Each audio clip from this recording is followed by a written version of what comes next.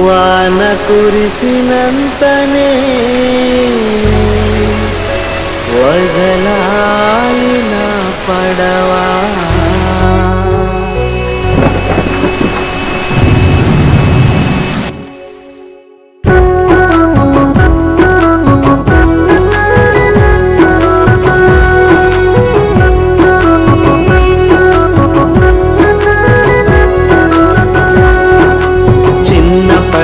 పెద్ద పడవ చిత్రమైన కత్తి పడవ,